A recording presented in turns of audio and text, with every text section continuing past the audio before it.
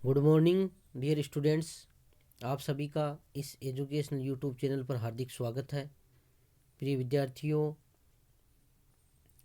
आज का हमारा टॉपिक है ऋग्वेदिक काल का राजनीतिक जीवन, यानी ऋग्वेदिक काल की राजनीतिक स्थिति।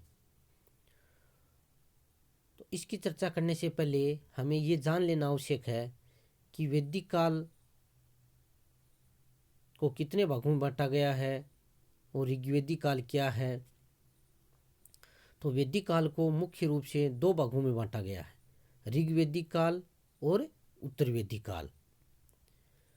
ऋग्वेदिक काल का जो समय है वो 1500 ईसा पूर्व से 1000 ईसा पूर्व माना गया है, तथा उत्तर वैदिक काल का जो समय है वो 1000 ईसा पूर्व से 600 ईसा पूर्व माना गया है।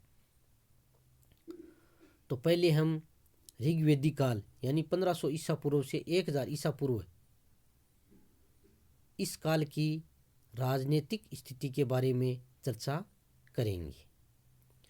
ऋग्वेदिक आर्य थे, उनका जीवन बड़ा सरल था।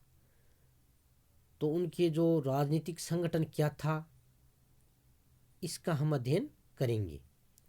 अब राजनीतिक संगठन देखो, राजनीतिक स्थिति के अंतर्गत राजनीतिक संगठन में उनकी जो मूल इकाई थी वो गृह थी। कुटुंब का जो बड़ा बूढ़ा मुखिया होता था वही उसका गृहपति होता था। कुटुंब से बड़ी इकाई ग्राम कहलाती थी, यानी एक ग्राम में कई कुटुंब होते थे।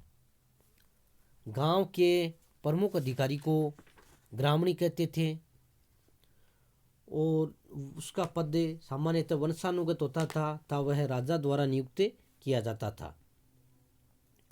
कई ग्रामों के समूह से विस नामक इकाई बनती थी, जो कि आज की जो तहसील के समान इकाई थी। विस के अधिकारी को विसपति कहा जाता था। कई विस मिलकर जन बनते थे। जन इकाई का जो अधिकारी होता था वो गोप कहलाता था। प्राय राजा ही जन का प्रधान अर्थात गोप होता था। जन से बड़ी इकाई राष्ट्र कहलाती थी। ये उस समय का राजनीतिक संगठन था। प्रमुख जन, ऋग्वेद जो ग्रंथ है उसके अध्ययन से पता चलता है कि आर्यों के कई जन थे। उनमें भरत, अनुस, द्रुह, यदु, पुरु और तुर्वस आदि विशेष प्रसिद्ध थे। ऋग्वेद से हमें दासराग्य युद्ध का भी वर्णन मिलता है। ऋग्वेद के 7वें मंडल में परुष्णी यानी रावी नदी के तट पर लड़े गए दासराग्य युद्ध का वर्णन हमें मिलता है। यह युद्ध भरत वंश के राजा सुदास तथा अन्य 10 राजाओं के समूह के बीच हुआ था।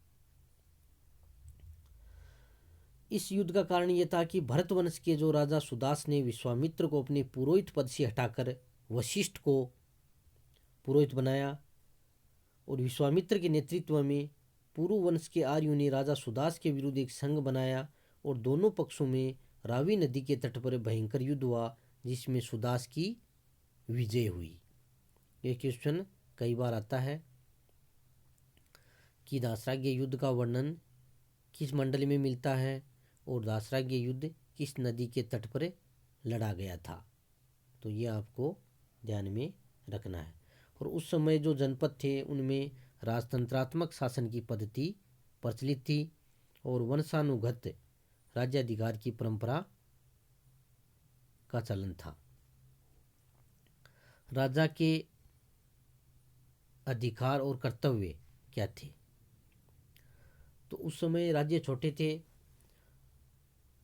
और राजा था वो अपने राज्य का प्रधान अधिकारी होता था और सामान्यतः उस राज्य की सभी शक्तियां उसमें केंद्रित थी।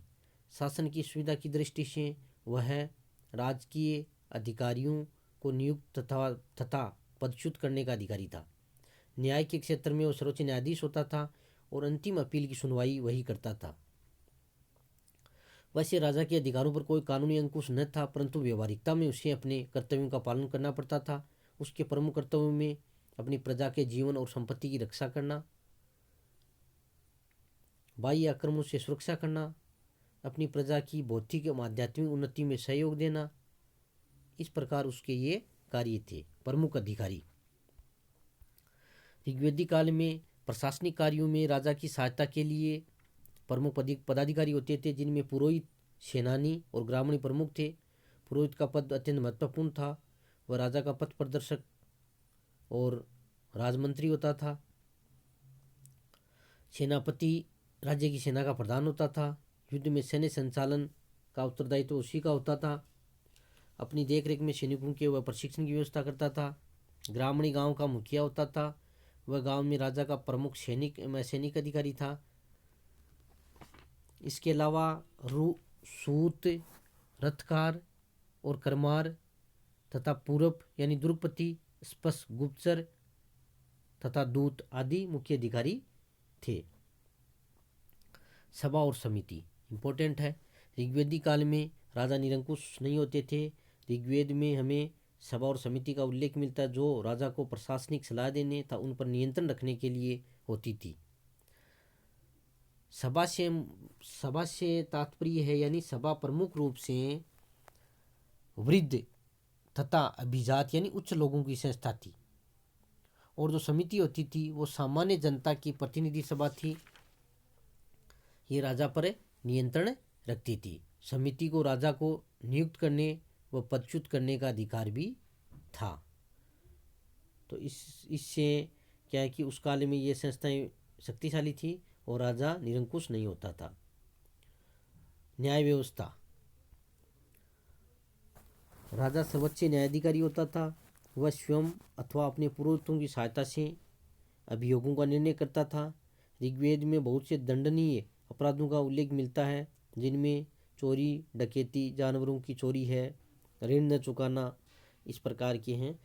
और दंड के रूप में उस समय जुर्माने भी लिए जाते थे।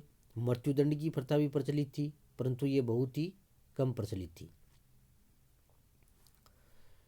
युद्ध विधि, ऋग्वेदिक काल में जन का प्रत्येक पुरुष सैनिक होता था और आवश्यकता पड़ने पर उसे शस्त्र धारण करके युद्ध में भाग भी लेना पड़ता था। तो इस प्रकार आज हमने ऋग्वेदिक काल के राजनीतिक जीवन का अध्ययन किया है। इस वीडियो को सुनने के बाद में आपको होम असाइनमेंट के लिए जो क्वेश्चन दिए जा रहे हैं उनको भी आपको हल करना है। इसी के साथ साथ बहुत बहुत धन्यवाद।